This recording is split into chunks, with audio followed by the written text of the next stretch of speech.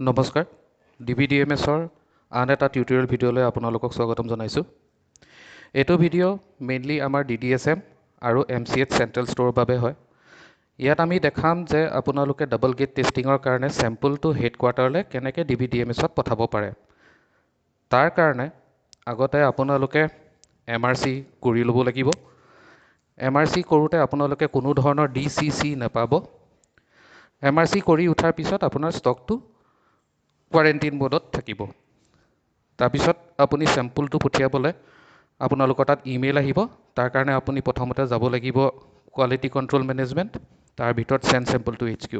এইটো খালি ইমেইলটো অহাৰ পিছতহে আপোনালোকে কৰিব লাগিব। তাৰপিছত আপোনালোকে এড বাটনত ক্লিক কৰিব।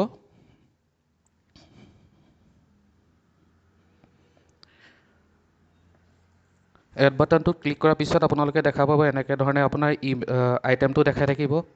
তাৰপিছত তাৰ বেটছ নাম্বাৰ থাকিব, আপোনাৰ তাত কিমান এভেইলেবল কোৱাণ্টিটি আছে সেইটো দেখাব, আৰু চেম্পল কোৱাণ্টিটি যোনটো পঠাব লাগে সেইটো তাত মেনশ্যন থাকিব। এতিয়া আপুনি সেই চেম্পল কোৱাণ্টিটিটোকে ইছ্যু কোৱাণ্টিটিত ভৰাব লাগে।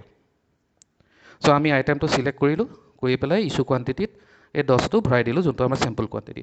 তাৰপিছত আমি ৰিমাৰ্কছটো দিলোঁ, চেণ্ড চেম্পল টু HQ বুলি। এতিয়া ছেভ কৰাৰ আগতে আপোনালোকে এইটো জানি ল'ব যে কেতিয়াবা হয়তো হেডকোৱাৰ্টাৰে আপোনাক কোৱাণ্টিটিটো বঢ়াবও পাৰে, কমাবও পাৰে। চ' সেই অনুযায়ী আপুনি বঢ়াই পেলাই ছেভ কৰি দিব।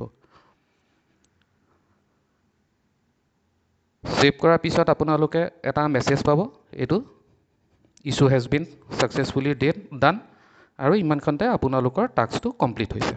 Thank U.